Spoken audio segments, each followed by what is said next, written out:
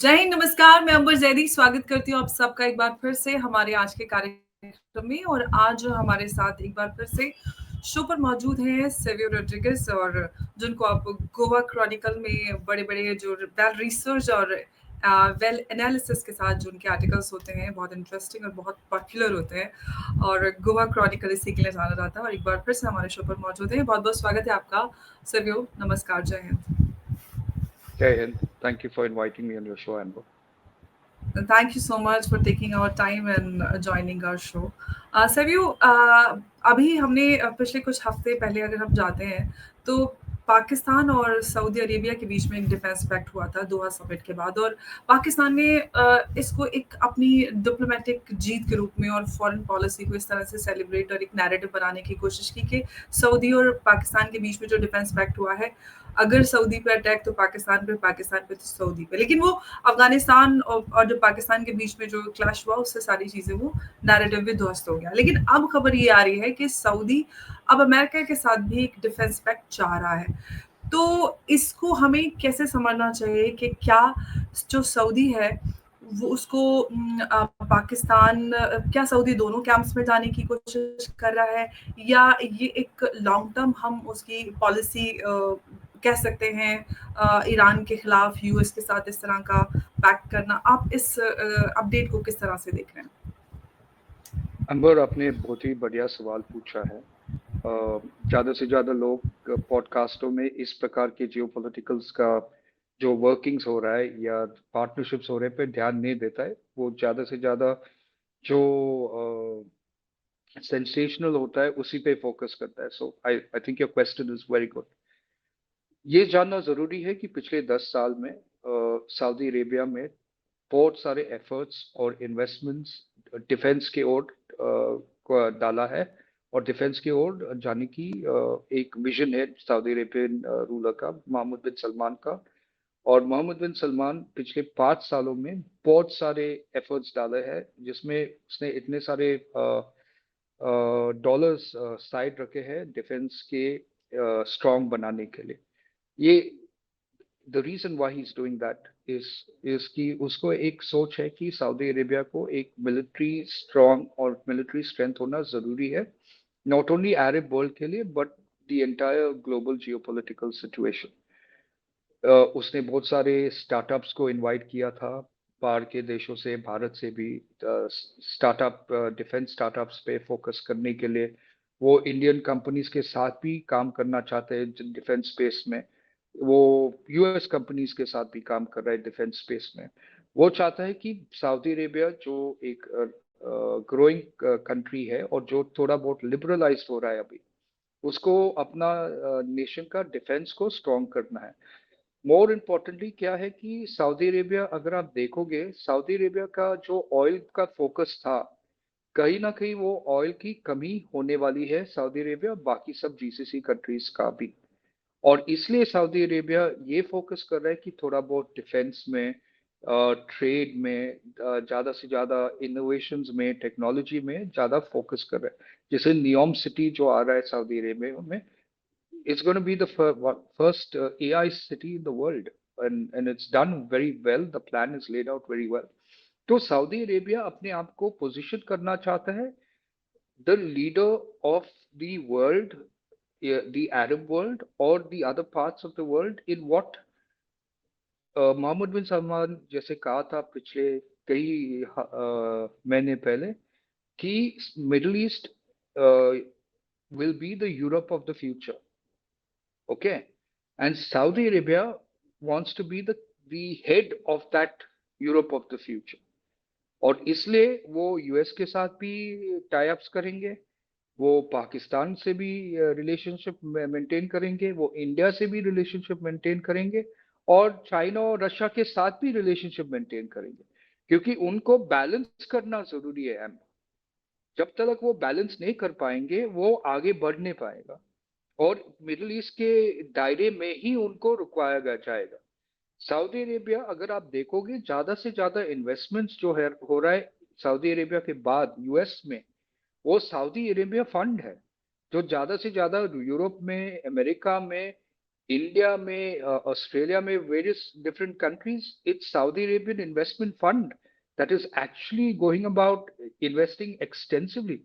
अगर आप ट्विटर को भी देखोगे, ट्विटर के भी फंड में भी सऊदी अरेबिया का हाथ बहुत बड़ा है उसमें। तो हम उसको ये नजर वी डोंट सी इट। जैसे अगर आप याद करोगे, जब एयरसेल वगैरह का प्रॉब्लम जब हुआ था, उस समय सऊदी टेलीकॉम को भी, टेलीकॉम इंडस्ट्री में जो अंडर वाटर केबल्स वगैरह जो हो रहा था, वो सऊदी टेलीकॉम का हाथ है, सऊदी अरामको का ऑयल है। तो अगर आप देखोगे इस नजरिए से, सऊदी आवाज नहीं करता है। सऊदी के एस्टेब्लिशमेंट कभी पीआर या शनानिगंस जिसे कहा जाता है वो करता नहीं, लेकिन बड़ी स्मूथली स्टेडली अपने टेंटिकल्स को हर किसी बिजनेस के अंदर डाल रहा है, और इसलिए उनको मिलिट्री माइट होना जरूरी है। सऊदी अरेबिया का सबसे खतरनाक एनिमी जो कहा जाता है वो अभी ईरान है। और ईरान को अगर आप देखोगे किस प्रकार से सऊदी अरेबिया बहुत स्ट्रेटेजिकली आइसोलेट कर रहा है ईरान को। आप लोग सोचे कि सऊदी अरेबिया सिर्फ मिडिल ईस्ट में फोकस है, ये बहुत बड़ी गलती है। सऊदी अरेबिया को अपने राज्य में और बाकी मिडिल ईस्ट में focus is not only there, it's all over the world. और सऊदी अरेबिया जानता है कि ऑयल खत्म होने वाला है, तो ऑयल के बाद क्या धंधा, क्या बिजनेस होने वाला है, क्या इकोनॉमिक स्ट्रक्चर होने वाला है, और वो इसी पे फोकस करेंगे। इसलिए सऊदी अरेबिया में एआई, सऊदी अरेबिया में टेक्नोलॉजी, सऊदी अरेबिया में डिफेंस, सऊदी अरेबिया का इन्वेस्टमेंट्स वर्ल्ड ओवर, इन सब चीजों में होने वाला है। फ्यूचर रेडी टेक्नोलॉजीज में होने वाला है, डिफेंस में ज्यादा होने वाला है, क्योंकि सऊदी चाहता है कि लोग सऊदी अरेबिया के अंदर आकर ये डिफेंस इनोवेशंस को करें। इसलिए वो $2 बिलियन, $3 बिलियन, $4 बिलियन का फंड तैयार रख रहा है, उससे ज्यादा फंड्स तैयार रख रहा है कि लोग आकर वहां पे डिफेंस, स्पेस वगैरह में फोकस करें। ओके, तो हम ये भी कह सकते हैं कि कहीं न कहीं वो अपनी जो स्ट्रैटेजिक बैलेंस है, वो भी बनाकर रख रहा है, एक तरफ सऊदी और एक तरफ यूएस, एक तरफ पाकिस्तान। और अगर सभी हम ये बात समझने की कोशिश करें कि जो सऊदी और यूएस डिफेंस पैक्ट रहेगा, वो यूएस कतर जो डील है, उससे क्या और कितना अलग होगा? किस तरह के जो क्लॉज़ेज़ हैं, वो हो सकते हैं? क्या सिमिलर वो क्लॉज़ होगा कि सऊदी पे अटैक तो हमारे पे अटैक, ऐसा भी कुछ हो सकता है? जहाँ पे मैं समझता हूँ, मुझे ये लगता है कि जैसे कतार का पैक्ट था यूएस के साथ, सऊदी का पैक्ट भी उसी प्रकार से ही होगा। थोड़ा बहुत ऊपर नीचे क्लॉजेस में होगा, लेकिन by you know the main aspect of it, by and large, वो कतर की पैक्ट की तरह ही होगा। लेकिन एक चीज हमें ध्यान देना चाहिए कि सऊदी अरेबिया और कतर एक दूसरे के साथ जुड़ा हुआ नहीं है। सऊदी अरेबिया और कतर एक दूसरे से राइवलरी कर रहा है, क्योंकि दोनों चाहते हैं कि वो किसी ना किसी तरीके से ग्लोबल पावर बने। मैं आपको अभी भी बोल रहा हूँ, लोग सोचते हैं कि यूएस चाइना ग्लोबल पावर का फाइट कर रहा है, इंडिया भी ग्लोबल पावर का फाइट कर रहा है। लेकिन अब हमें हमेशा ध्यान देना चाहिए कि मिडिल ईस्ट के जो कंट्रीज है, वो भी ग्लोबल पावर का फाइट में आने की कोशिश जरूर कर।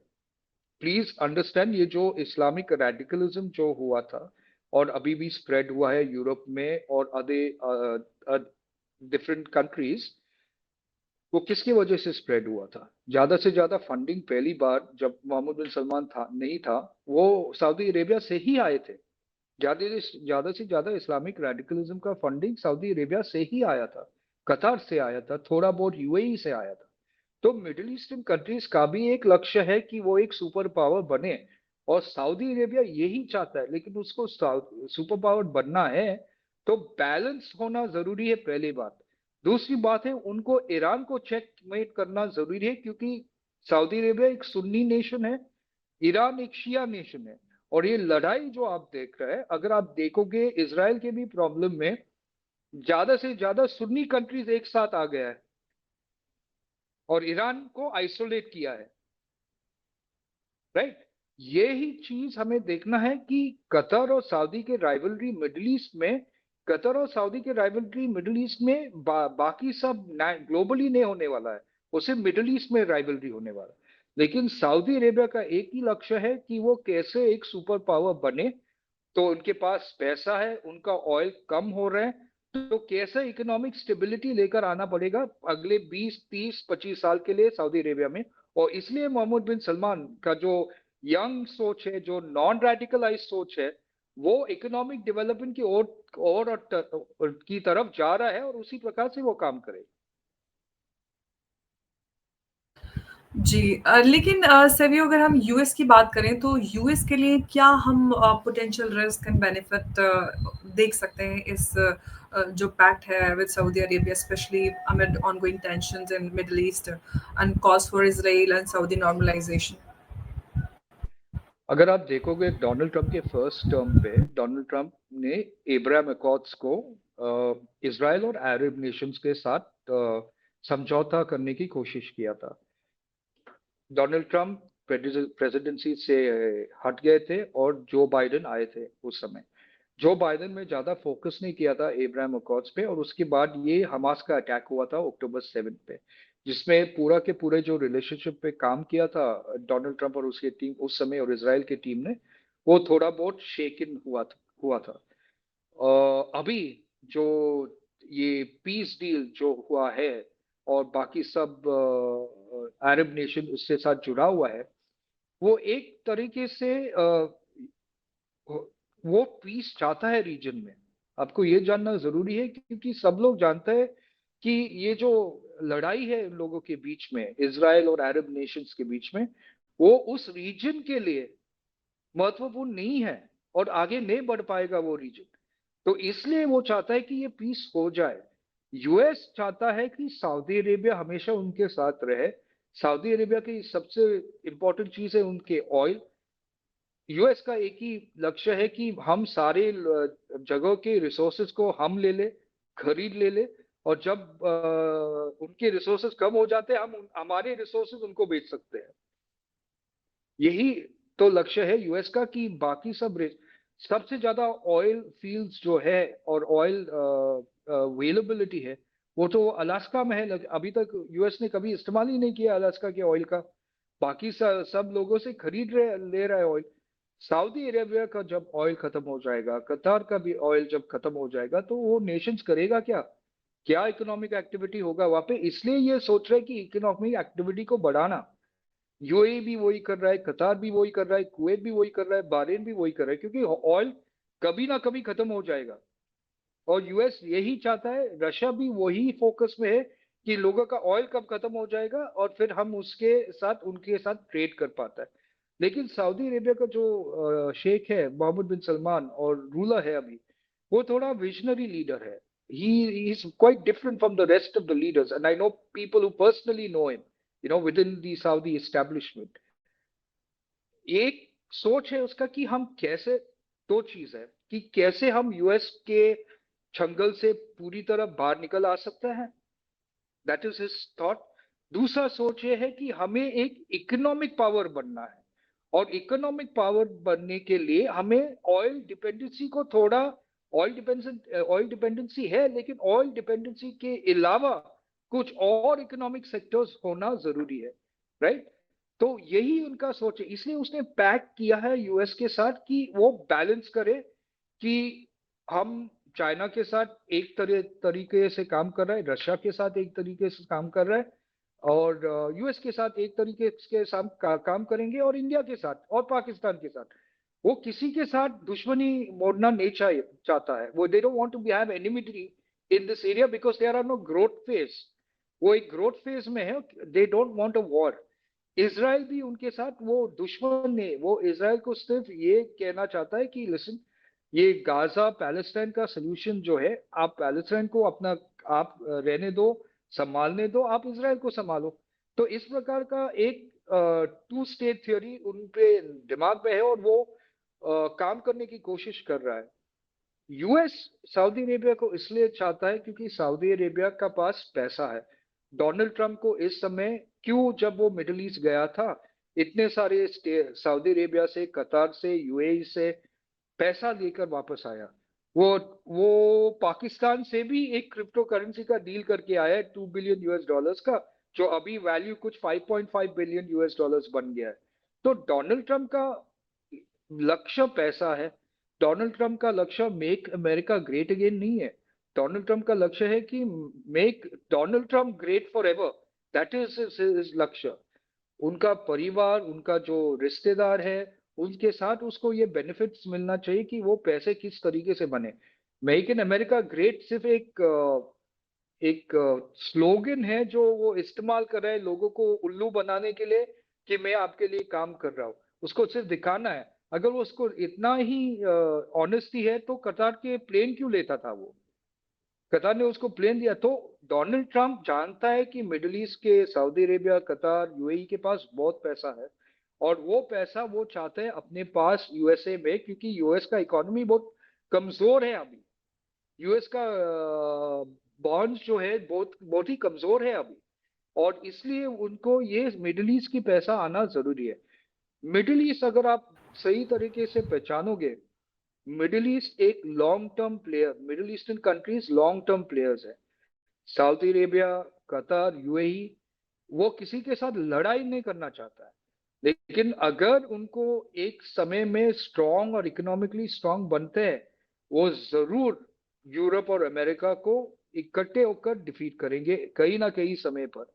क्योंकि मोहम्मद बिन सलमान पागल ने जब उसने बोला था कि Middle east will be the Europe of the world in the future, वो क्यों बोला था ये? क्योंकि वो जानता है कि मिडिल ईस्ट लिबरल और इकोनॉमिक और तरह जा रहे होंगे, पर यूरोप अगर आप देखोगे अभी, यूरोप जो मिडिल ईस्ट था उसकी तरह जा रहा है। इस्लामिक रेडिकलिज्म, ज्यादा से ज्यादा माइग्रेशन। यूके को देखो, यूके का पूरा स्ट्रक्चर जो था वो पूरा बदल गया है। तो मोहम्मद बिन सलमान इसलिए बोल रहा है क्योंकि वो जानता है कि मिडिल ईस्ट लिबरल हो जाएगा, थोड़ा बहुत इकोनॉमिक एक्टिविटी होगा, लेकिन जो यूरोप में होगा वो लिबरल नहीं होगा, वो इस्लामिक रेडिकलाइजेशन। इसलिए अगर आप देखोगे सऊदी अरेबिया के अंदर, आप इस्लामिक रेडिकलाइजेशन सऊदी अरेबिया के अंदर कभी नहीं देखोगे, कतार के अंदर कभी नहीं देखोगे, यूएई के अंदर कभी नहीं देखोगे। क्यों?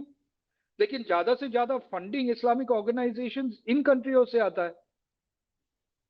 यानी कि अगर आप देखोगे मुस्लिम ब्रदरहुड कुछ 50 इयर्स पहले में सिर्फ दो स्ट्रेटजी डिप्लॉय किया था। एक, migrant increase of migrant population in western European countries, that was strategy number one. Strategy number two was increase population by birth। जहाँ पे ये माइग्रेंट पॉपुलेशन आप देखोगे, चाहे वो जाके इराक के साथ लड़ाई किया था, या जॉर्डन में प्रॉब्लम होगा, या किसी और मिडिल ईस्टर्न कंट्री में, या अफ्रीकन अरब नेशंस में ट्रबल हो जाएगा, सारे के सारे माइग्रेंट पॉपुलेशन को यूरोप और वेस्ट में फ्लड फ्लड किया है। क्यों? सऊदी अरेबिया क्यों वो इस्लामिक पॉपुलेशन को क्यों नहीं ले रहा है? कतर वो इस्लामिक पॉपुलेशन को क्यों नहीं ले रहा है?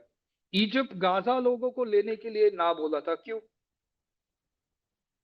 पैलेस्टीनियंस के लोग जब जॉर्डन गए थे, पैलेस्टीनियन लोग जॉर्डन को ही खत्म करने की कोशिश किया था, इसलिए जॉर्डन पैलेस्टीनियंस को नहीं ले रहा है।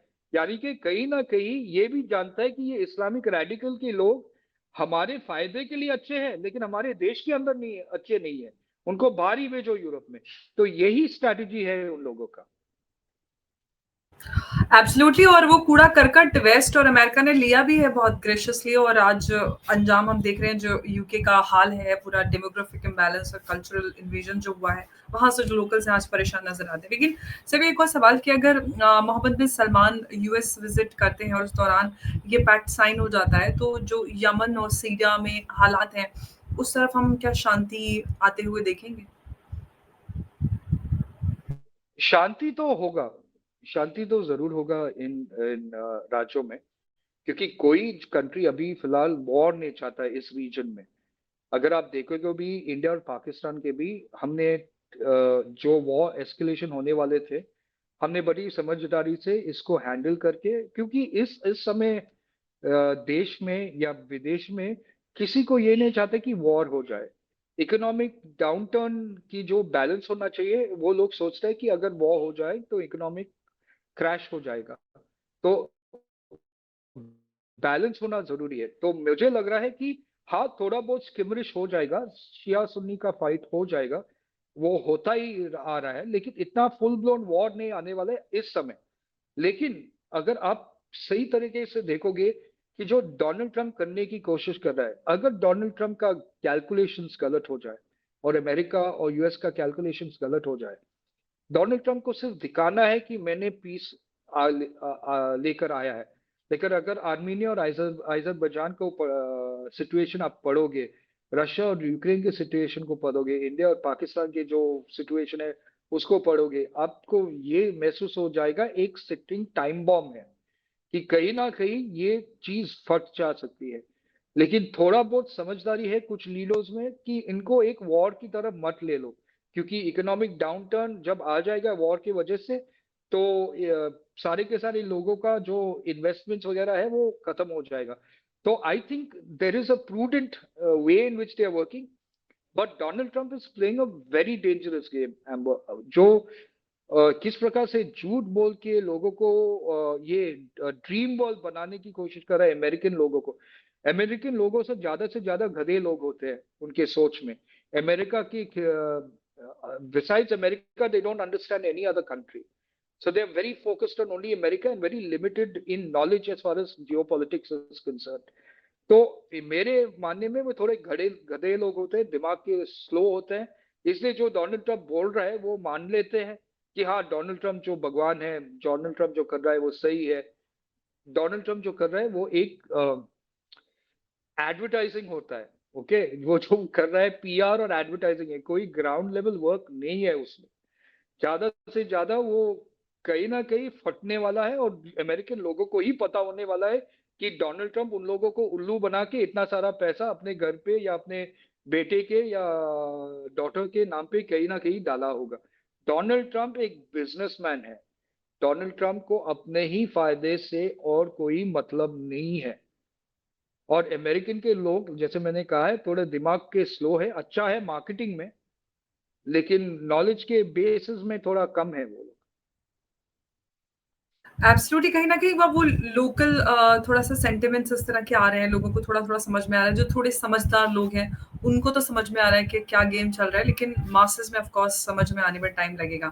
लेकिन सभी जिस तरह से हम देख रहे हैं सऊदी अरेबिया ये डिफेंस डाइवर्सिफिकेशन कर रहा है, तो क्या एक गल्फ का न्यू ऑर्डर तैयार कर रहा है, जहाँ पर पाकिस्तान भी, यस, चाइना भी, और यूएस भी, सब उनके सर्कल में शामिल होंगे? मैं आपको इतना कह सकता हूँ कि जहाँ तक मैं मोहम्मद सलमान को स्टडी किया हूँ और उनके खास लोगों से बात किया, वो एक विजनरी इंसान है। वो जानता है कि सऊदी अरेबिया के पास पैसा है, और स्ट्रॉन्ग फोर्स बनने के लिए, ग्लोबल फोर्स बनने के लिए पैसा होना जरूरी है। लेकिन वो एक ईगल की तरह है। सऊदी अरेबिया का जो मोहम्मद बिन सलमान है और उसका सोच एक ईगल की तरह है। आप देखेंगे कि ईगल हवा में उठ रहा है, अच्छा कर रहा है, आप वाह वाह बोलेंगे ईगल को। लेकिन आप नहीं पहचान पाओगे कि ईगल का आई किस फोकस पे है, किस टारगेट पे है, जिसपे वो आकर वो वर्म को ले सकता है या किसी जानवर को ले सकता है। सऊदी अरेबिया उसी प्रकार का है कि उसका एक सोच है कि वो बड़े बनने वाला है। ना मिडिल ईस्ट को कंट्रोल करने के लिए, वो पूरा विश्व को, यानी कि the whole world, the global space is what Saudi Arabia wants to have an influence on. अगर आप देखोगे सबसे बिग इन्वेस्टर्स जो है वो सऊदी अरेबियन इन्वेस्टर्स है, जो चीजों में इन्वेस्ट करे आपको नजर भी नहीं आ रहा है। सब लोग बोलते हैं ब्लैक रॉक के बारे में, वैनगार्ड के बारे में, लेकिन कोई ज्यादा से ज्यादा किंगडम इन्वेस्टमेंट्स के बारे में बात नहीं कर रहा है। सऊदी सॉवरेन फंड्स के बारे में बात नहीं कर रहा है। क्यों? ज्यादा से ज्यादा इन्वेस्टमेंट यहाँ से भी आ रहा है, ज्यादा हर जगह पे। आप देखोगे सऊदी अरेबिया और कतर, कतर शायद रास्ते में कम पड़ेगा, पीछे हट जा पाएगा, लेकिन सऊदी अरेबिया आगे बढ़ेगा। सऊदी अरेबिया के पास पैसा है, सऊदी अरेबिया के पास लोगों का कंट्रोल है इन अराउंड द वर्ल्ड, और सऊदी अरेबिया एक बेडरॉक है उनके रिलीजन कंट्रोल का। The Islamic religion controls base is Saudi Arabia, and therefore, by virtue of that, they have a lot of people who are non-Saudis but Arabs and Islamists around the world that pay allegiance to Saudi Arabia as a nation via its religion, right? Therefore, Saudi Arabia will become a power, an Islamic strong power in the world. आप किसी जगह पे लिखो कि साबियों ने ये कहा है कि ये होने वाला है. Saudi Arabia will rise to a nation that will be bigger than America even at some stage, maybe 15 years max, 20 years.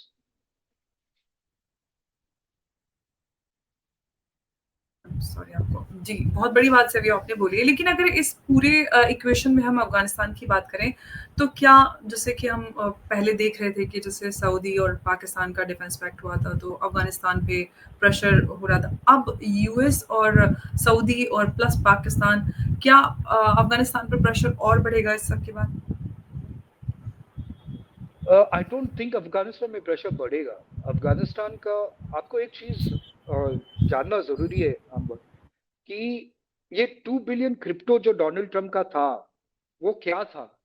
वो 2 बिलियन नारकोटिक्स का जो पैसा था वहां पे, जिसको लेजिटिमाइज करना था, जो अफगानिस्तान से पाकिस्तान लेकर आए थे ये लोग, वो लेजिटिमेट करने के लिए ही क्रिप्टो करेंसी में डाला था.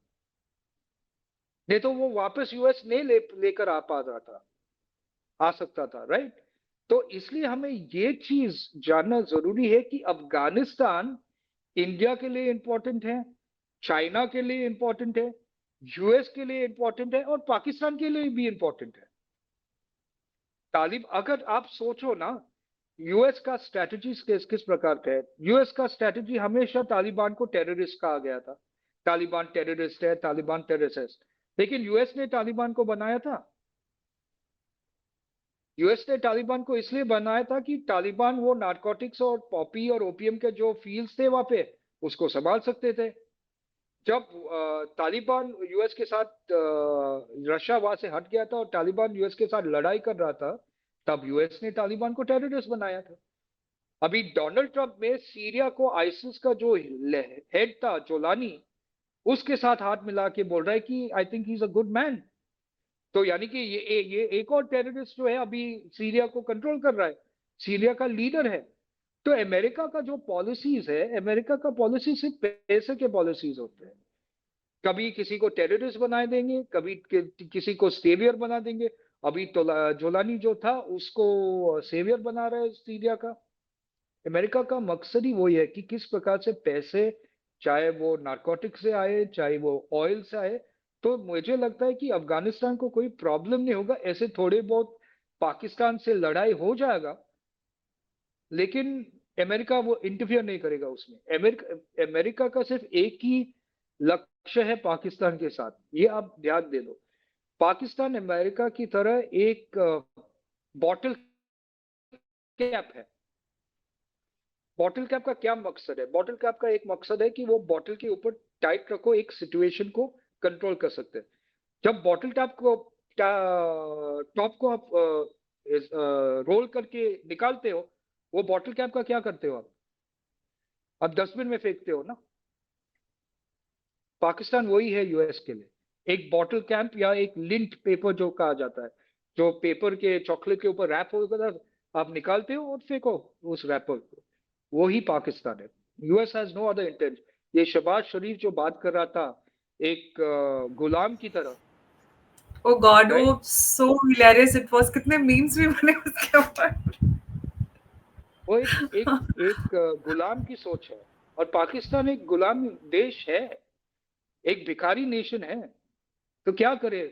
कुछ ऐसे लोग होते हैं, भगवान ऐसे बनाते हैं लोग कि उनका सोच कम होता है, उनका भिखारी स्टैंस होता है. पाकिस्तान है उसका.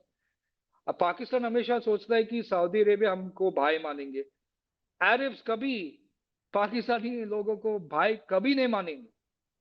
वो हमेशा उनके लिए काफिर होंगे, सादिक नहीं होंगे, रफीक होंगे उनके लिए. यही फर्क है. सादिक भाई की तरह होता है, रफीक एक क्या बोलते हैं, not a slave but Rafiq means friend. हाँ, a friend kind of. Sadiq means like a brother, but Rafiq is more like a handyman friend. कि ये मेरा दोस्त है, लेकिन हाँ उसे काम करवा सकते हैं. That is Rafiq. If an ji, Arab calls you Sadiq, it means it gives you a friendship of a brotherly friendship. If he's calling you Rafiq, means you're a friend, but you're a little lower than him. जी। अच्छा, सभी एक और सबसे बड़ा सवाल इसमें जो निकल कर आता है वो ये कि क्या इस डील के बाद क्या एक नया कोल्ड वॉर चैप्टर स्टार्ट हो रहा है जहाँ पर हम देखेंगे एक तरफ यूएस और सऊदी एक्सेस होगा और उस दूसरी तरफ तेहरान और बीजिंग मॉस्को का triangle. Yes, I think so.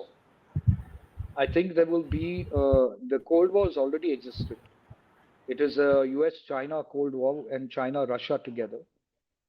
Countries like Saudi Arabia, India, Qatar are going to be playing a very, very decisive balancing act, जो balance होना जरूरी है. पर ये कोल्ड वॉर हो जाएगा. आप सिर्फ एक चीज पे ध्यान दे दो कि डीप स्टेट जो होता है, डीप स्टेट ना यूएस का होता है, ना चाइना का होता है, ना रशिया का होता है. वो सिर्फ इकोनॉमिक्स को कंट्रोल चाहते हैं. तो जो आप देखते हैं कि ये सब लड़ाई हो रहा है, अंत में अंत वो सिर्फ एक इकोनॉमिक कंट्रोल है. अगर आप ट्रंप और मोदी के झगड़े के बारे में अगर एनालिसिस करोगे, आप भी देखोगे कि वो बिजनेस ही तो था. एग्रीकल्चर कंपनीज जो था यूएस में, वो चाहते थे कि इंडिया कॉर्न ले ले, भुट्टा जो मक्का या भुट्टा जो कहते हैं हम लोग, उसको ज्यादा से ज्यादा इंडिया में एक्सपोर्ट करने की कोशिश कर रहा था. राइट. इंडिया ने बोला नहीं, हम ये फ्री ट्रेड एग्रीमेंट साइन नहीं करता है, कुछ क्लॉजेस उस फ्री ट्रेड एग्रीमेंट में हम मानते नहीं. इसलिए उसके बाद डोनाल्ड ट्रंप का व्यवहार जो था, बिहेवियर जो था, कंप्लीटली डिफरेंट हो गया था. डोनाल्ड ट्रंप का बिहेवियर मोदी की, और ये शाहरुख खान का एक मूवी था अंजाम, जिसपे वो माधुरी दीक्षित को बहुत पसंद करता है, लेकिन माधुरी दीक्षित उसको कोई घास नहीं देता है. तो डोनाल्ड ट्रंप उसी प्रकार का बिहेवियर है कि मोदी मुझे please please accept me Modi, you know. And but Modi's dealing with him as a mature person. But Donald Trump is a child, so in fact Savio recently अभी हुआ जब उन्होंने उस समिट में बोला कि मोदी जी का कॉल आया और उन्होंने बोला ऑयल नहीं खरीदेंगे रशिया से, फिर एमईए ने बोला कि भाई ऐसा कोई कॉल ही नहीं आया. मतलब the correct. Situation is hilarious. No, so Donald Trump, in my opinion, is like the character in Chris Nolan's movie The Dark Knight. He's the Joker. He's the unstoppable force that has met the immovable object. The immovable object is Prime Minister Modi, who's the Prime Minister of India, and India is immovable at this point of time. So Donald Trump is going to face that complexity, and Donald Trump will learn. वो अंजाम का शाहरुख खान का हाल हुआ था अंत में. माधुरी दीक्षित ने उसके साथ हाथ मिलाया था जब उसका एक्सीडेंट हुआ था, उसको अच्छा किया था, और फिर बाद में शाहरुख खान का देहांत हो गया था. उसी प्रकार का डोनाल्ड ट्रंप का भी एंड हो जाएगा, पॉलिटिकल एंड. वो मोदी के पॉलिटिकल करियर को डिस्टर्ब नहीं करना चाहता है या डिस्ट्रॉय नहीं करना चाहता है. डोनाल्ड ट्रंप को अपने पॉलिटिकल करियर के बारे में सोचना चाहिए, मोदी के पॉलिटिकल करियर में बारे में सोचने की जरूरत नहीं उसको. हम जानता है, लोग जानते हैं कि मोदी के पॉलिटिकल करियर कैसे जा रहा है. उसको भारत वासियों का आशीर्वाद है. डोनाल्ड ट्रंप का किसका आशीर्वाद है? उनको सिर्फ पैसे से मतलब है, और उसके लोग भी है उनके साथ पैसे से जुड़ा हुआ है. तो डोनाल्ड ट्रंप शायद एक साल के अंदर प्रेसिडेंट नहीं रह पाएगा यूएस का. You don't know, lots of things can happen. बिल्कुल, वो उसके पूरे-पूरे सारे जो अंजाम और सूरत-ए-हाल वैसी बनती नज़र आ रही है, जिस तरह के काम डोनाल्ड ट्रम्प कर रहे हैं. 1 साल से ज़्यादा समय नहीं लगेगा और फिर मिड टर्म भी होने वाले हैं, तो वैसे भी वो उस इलेक्शन में थोड़े कमज़ोर हो सकते हैं, जिस तरह की पॉलिसीज़ वो अपना कर चल रहे हैं. तो अगर हम सऊदी और यूएस डिफेंस पैक्ट की बात करें, तो ये कह सकते हैं कि ये एक पावर रीअलाइनमेंट इससे होगा और सऊदी यस. अरेबिया जो है वो ऑयल डिप्लोमेसी से वो सिक्योरिटी डिप्लोमेसी की तरफ बढ़ रहा है. और सबसे बड़ा सवाल ये है कि क्या अमेरिका के साथ इस पैक्ट के बाद पीस आएगा, जिसकी बात प्रेसिडेंट ट्रम्प अपनी कैंपेन से लेकर अभी तक कर रहे हैं कि भाई उन्होंने इतनी सारी पीस डील्स कराई हैं, शांति स्थापित की है, तो उनको नोबेल प्राइज मिलना चाहिए. तो ये बड़ा सवाल है कि क्या उसके बाद प्रेसिडेंट ट्रम्प को नोबेल एक प्राइज मिलेगा या नहीं. तो एक एक इंटेलेक्चुअल ने कहा था जो पीस के बारे में बहुत स्टडी और रिसर्च किया था, और उसने कहा था कि peace is the absence of violence in a conflict. Okay, तो पीस, उस डेफिनेशन में पीस मिडिल ईस्ट के अंदर आ जाएगा, वायलेंस नहीं हो जाएगा, लेकिन कॉन्फ्लिक्ट हटा नहीं अभी तक, कॉन्फ्लिक्ट अभी तक है। तो पीस का डेफिनेशन ये है कि उस कॉन्फ्लिक्ट में वायलेंस नहीं है तभी पीस है। It's in my opinion while it's an okay definition, it's not the right definition. Okay, और ज्यादा से ज्यादा कॉन्फ्लिक्ट रेजोल्यूशन को इस डेफिनेशन को मानता है कि वायलेंस नहीं है तो पीस है। हमारा सोच है, भारतीय सोच है कि हम कॉन्फ्लिक्ट को ही अवॉइड करें और कॉन्फ्लिक्ट को अवॉइडेंस करने के ही पॉलिसीज लेकर आ जाए, क्योंकि अगर कॉन्फ्लिक्ट आ जाएगा वायलेंस आ जाएगा, वायलेंस आ जाएगा तो इकोनॉमी स्ट्रेन होती है, लोगों की मृत्यु होती है, हत्या होती है, एक्सेट्रा। इसलिए अवॉइड करो कॉन्फ्लिक्ट को और इकोनॉमिक फोकस पे अपना ध्यान दे दो। आई बिलीव थोड़े समय के लिए थोड़ा बहुत पीस हो जाएगा, वायलेंस नहीं हो जाएगा, बट कॉन्फ्लिक्ट अभी तक रुका नहीं है। बात है वो रुकेगा नहीं, उनका सोच अलग है।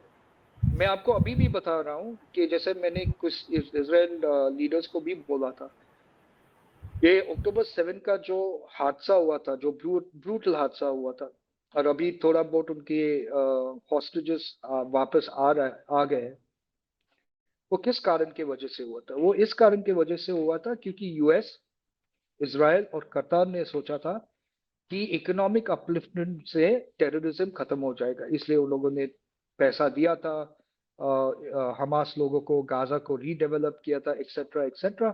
लेकिन क्या हुआ, वो पैसे को लेकर टनल्स बनाया, वेपन्स लेकर आया, और भी टेररिज्म की और टेररिज्म की ओर तरह जा गया था।